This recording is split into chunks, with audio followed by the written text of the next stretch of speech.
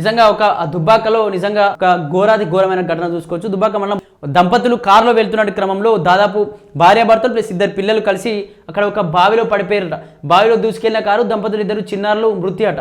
దుబ్బాక మండలంలో విషాదం. నిజంగా ఇది వాళ్ళు వెట్టి వెళ్తున్నారో అసలు ఏంది, నైట్ టైంలో బావి కనిపించలేదా ఏంటో తెలియని పరిస్థితి.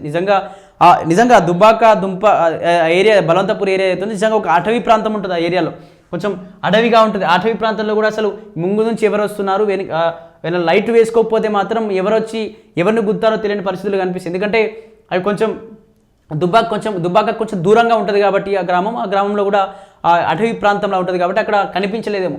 ఒకసారి చదివేట ప్రయత్నిద్దాం. దశదిన కర్మకు వెళ్ళి వస్తుండగా చోటు చేసుకున్న రోడ్డు ప్రమాదంలో దంపతులతో పాటు వారి ఇద్దరు పిల్లలు మృతి చెందిన ఘటన దుబ్బాక మండలంలోని విషాదం నింపింది. దుబ్బాక ఎస్ఐ కీర్తిరాజు వివరాల ప్రకారం మండలంలోని బలవంతాపూర్ గ్రామానికి చెందిన దండుగుల రాజు, అతని భార్య భాగ్యలక్ష్మి, ఇద్దరు పిల్లలు నెహాన్స్ షాన్వికాతో కలిసి ఇటీవల చనిపోయిన బావరాజు దశదిన కర్మ కోసం బుధవారం సిద్దిపేట కారులో వెళ్లారు. కార్యక్రమం అనంతరం సాయంత్రం స్వగ్రామానికి తిరిగి ప్రయాణం అయ్యారు. రాత్రి 10 దాటినా వారు ఇంటికి రాకపోవడంతో సభ్యులు పోలీసులకు ఆశ్రయించారట. కుటుంబ సభ్యులు పోలీసులకు చెప్పారట. వెంటనే రంగంలోకి దిగిన పోలీసులు రాజు సెల్ ఫోన్ లొకేషన్ ఆధారంగా అప్పనపల్లి గ్రామ శివాలోని బావిలో వారి కారు పడిపోయినట్లు గుర్తించారట. 3 గంటల పాటు శ్రమించి క్రేన్ సహాయంతో కారును బయటకు తీయగా కారులో 4 మృతదేహాలు ఉన్నాయని తెలిపారు. సిద్దిపేట సిపి రష్మి పెరుమాల్, ఏసీపీ రవీందర్ రెడ్డి మృతుల కుటుంబ సభ్యులు పరామర్శించారు. పూర్తి స్థాయిలో విచారణ జరిపి ప్రమాదానికి గల కారణాలు తెలుసుకుంటామని మృతుడి అన్న యాదగిరి ఫిర్యాదు మేరకు కేసు దర్యాప్తు చేసిరట. ఏదైతే వీళ్ళు ఒక సిద్దిపేట ప్రాంతానికి వెళ్ళిరట, అక్కడ ఏదో దినాలు అని అంటాం మనం తెలంగాణలో. దానికి సంబంధించి ఆ దశదిన కర్మ ప్రోగ్రాంకి వెళ్ళేస్తున్న క్రమంలో అర్ధరాత్రి అక్కడ అప్పనపల్లి ఏరియా ఏదంటే అర్ధరాత్రి 10 దాటిన తర్వాత ఇక్కడ సిద్దిపేట కారులో వెళ్ళారు. సిద్దిపేటకు పోయారట. ఇక్కడ అప్పనపల్లి ఏరియాలో పడ్డారట. వీళ్ళు అప్పనపల్లి ఏరియాలో ఒక గ్రామ శివాల్లో పడ్డారట. వీళ్ళది గ్రామమేమో దుబ్బాకకు సంబంధించి బలవంతపూర్ సంబంధించిన గ్రామం. కానీ వీళ్ళు పడ్డది ఎక్కడ అంటే అప్పనపల్లి ఏరియాలో కూడా. అప్పనపల్లి ఏరియాలో కూడా నిజంగా కొంచెం అటవీ మార్గంగానే కనిపిస్తే చుట్టూ ఆ పొలాలు కూడా ఎక్కువ ఏమి ఉండేవి. మొత్తం ఇక్కడ అడవిలానే ఉంటుంది. అక్కడ సింగిల్ రోడ్ ఉంటుంది. అక్కడ ఏం కూడా కనిపించకపోవడంతో అక్కడ ఆ కారు నుంచి పడిపోయిన తర్వాత అంటే చాలాసేపు అంటే వీళ్ళు ఎప్పుడో సిద్దిపేట నుంచి వెళ్ళిరు.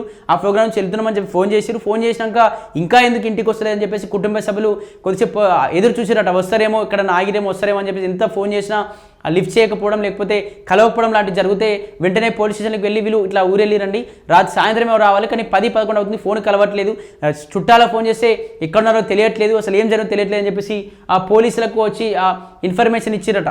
పోలీసులకు వచ్చి ఇన్ఫర్మేషన్ ఇస్తే పోలీసులు వెంటనే అతని ఫోన్ నెంబర్ తీసుకొని ఫోన్ ట్రాక్ చేస్తే అతను ఎక్కడున్నాడంటే అప్పనపల్లి దగ్గరలో సమీపంలో ఉన్నటువంటి ఆ బావిలో ఆ ఫోన్ సిగ్నల్స్ ఉన్నాయట. అక్కడ వెతికి చూస్తే కారుతో పాటు కుటుంబ సభ్యులు మొత్తం కారుతో పాటు అక్కడ మునిగిపోయినారట.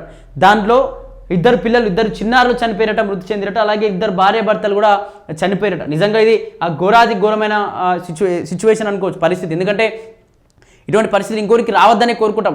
రాత్రిపూట ఎటైనా బయటికి వెళ్ళిన సందర్భంలో నిజంగా నైట్ జర్నీలు బంద్ చేసుకుంటేనే బాగుంటుంది. ఎందుకంటే రోజులు బాగాలేవు. రోడ్డు పంట వెళ్తున్న క్రమంలో కూడా మన పైన ఎవరైనా దాడి చేయొచ్చు. దాడి చేసి మహిళ ఉంది కాబట్టి ఆమెను ఏమైనా ఇబ్బంది పెట్టచ్చు, బంగారం లాక్కెళ్ళొచ్చు, లేకపోతే మీరు ఇబ్బంది అంటే మీరు భయపడుతున్నారని చెప్పేసి చంపేసి వెళ్ళొచ్చు. చిన్న పిల్లలు ఉన్నారు.